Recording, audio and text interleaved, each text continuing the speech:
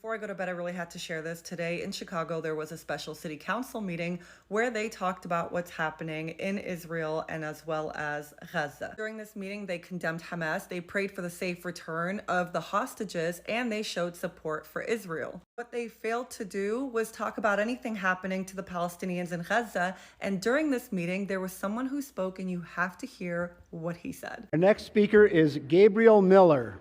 I would like to add my voice to the chorus here today in opposition to this ridiculous resolution. At a time when the rest of the world is condemning Israel for committing war crime after war crime, Chicago is fiddling around on whether to condemn Hamas.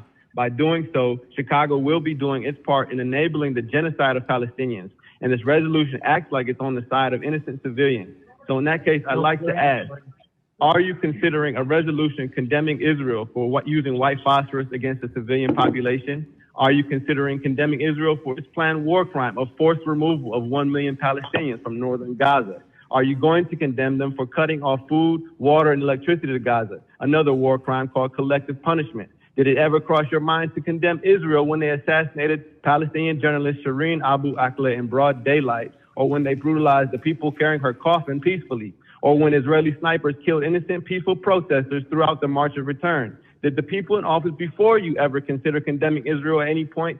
Since its inception, when it crammed a country full of people into a 60-mile corner of their own country, creating the largest concentration camp in history, the largest open-air prison in the world?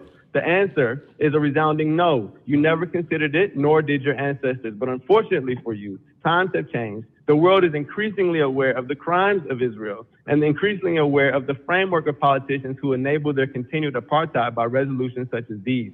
And in a city like Chicago, with majority black and brown people who have experienced the apartheid-like conditions of oppression in the United States, a generation of young people have emerged who understand immediately that we have everything in common with the Palestinian people and nothing in common with the brutal Zionists under who they suffer. A generation of people who are not surprised when we find out that our politicians, up to our president, spread lies about 40 babies being beheaded in order to rationalize genocide. We're only surprised that they're forced to walk those lies back. But of course, the damage is done. People are still spewing the debunked lies about rape and massacre of babies, even here in this very meeting, when actually there is endless evidence of Israel having killed over 500 babies in the last 48 hours alone, having dropped more bombs in 24 hours than the U.S. dropped on Afghanistan in 1 year. And finally, let it be known that condemning the attack as the actions of some fringe group misses the point of what's going on. The attacks were carried out by a broad coalition of groups from every section of Palestinian society, not just Hamas. That coalition represents a people determined to attain freedom at any cost,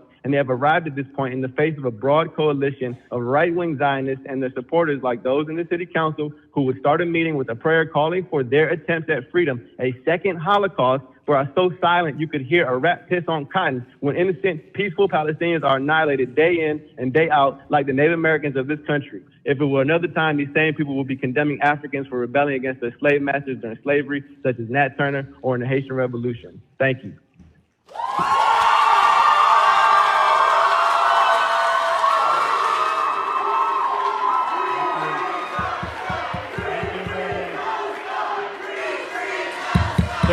Thank you. Please. Thank you.